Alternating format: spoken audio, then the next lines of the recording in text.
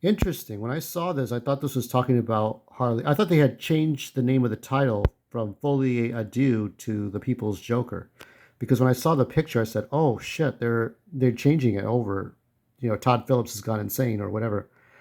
So this is called The People's Joker, pulled from Toronto Film Festival over rights issues. Vera Drew's queer coming of age film.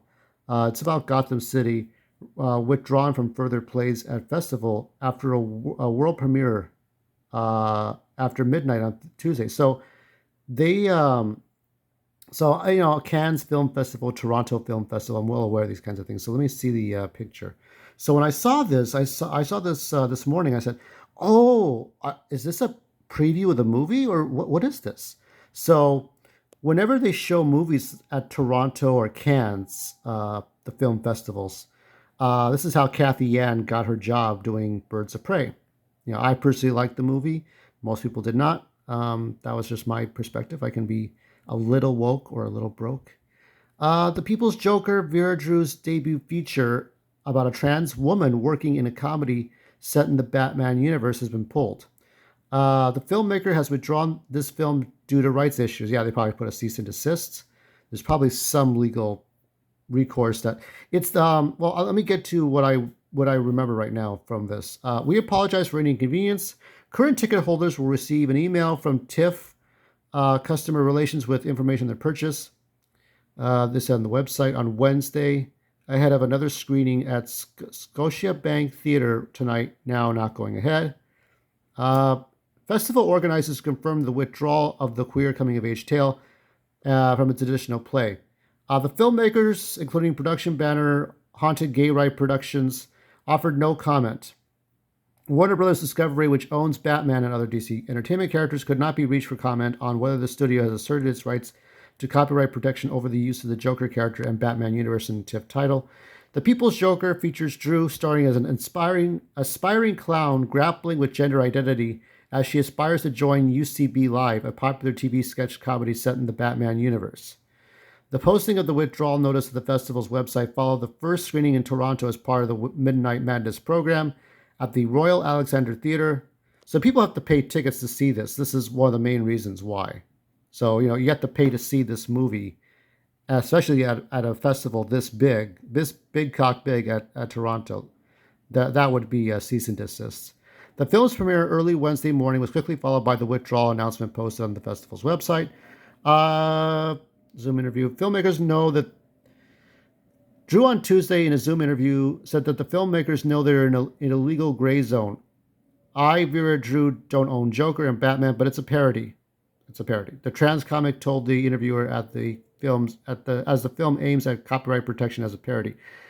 Um, well, there's might be an issue. What is a parody? That's something for a court to decide. The queer coming of age movie, besides Drew, stars Lynn Downey, Kane Disler, Nathan Faustin. So these are all the actors. The People's Joker is Drew's feature debut after credits.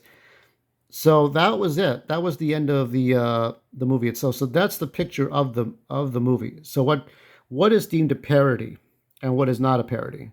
So if it's played straight like an actual movie set in Gotham City with Batman and Robin and Joker, Commissioner Gordon, Alfred, all this stuff, then it would.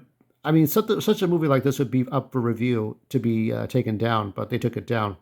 Now, what does this remind me of? It reminds me very much of. I guess I'll look at the Justice League here. This is my Justice League DVD. It reminds me very much of the Batman Superman movie called World's Finest. Now, I think I showed this on my TikTok live, but I could show this because it was a Batman fan film. Batman Dead End was directed by Sandy Colera, who worked on the special effects costumes for the original Predator movie, and I think Predator or Predator 2. And he directed a movie in which Clark Bartram, a muscle, kind of muscle fitness guy, weight trainer, he was Batman and he fought aliens and Predator and the Joker. And because it had three different kind of IPs that were not necessarily in the same corporation, Warner Brothers couldn't do anything. And in fact, out of all the silly fan films, that this was made in '03, people were cheered to say, "Wow, a fan film that was really actually good." And after the backlash of the last two Joel Schumacher movies from the '90s, people really liked. I did too, and I bought the physical copy of it. I also have the physical copy of World's Finest, which was the second. Now that was a 10-minute movie, I think, that Sandy Colera had done, but the first one, the first one, the second one was 3 minutes because it was supposed to be like a quote unquote trailer for a movie that was never going to be made. But it had Mike O'Hearn, who did Battle Dome and the last American Gladiator show, as Superman, and different actors, Lois Lane and Lex.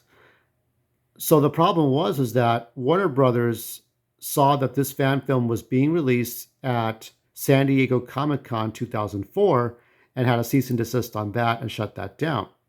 Now, as a result, it was eventually put up online years. This was before YouTube was even around. Okay, 2004.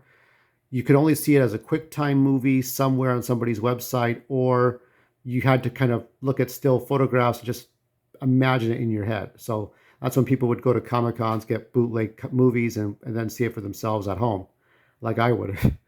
um, but so years later, it would end up on YouTube for free to watch, and that's what's going to end up happening with this. Now, there is no law stopping this movie from being put up for free on YouTube, which is what I would suggest that this director would do. Because unfortunately, if you can't, if no lawyer will take your case, then you're going to have to put it up for free on YouTube. And maybe I'll watch it. I might actually, you know what? If you put it up for free on YouTube, I will watch it. I will review it. I will keep an open mind. I'm not Jeremy from Geeks and Gamers. I'm not people too much on the right, even though I am a little critical of Disney's The Little Mermaid, but I think Haley might do a great job. Anyway, I will watch and I will review The People's Joker, and I will give you an honest review of that, okay?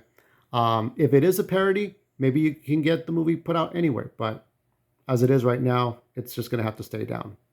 So, anyway, thanks for tuning in, and remember, we have the power.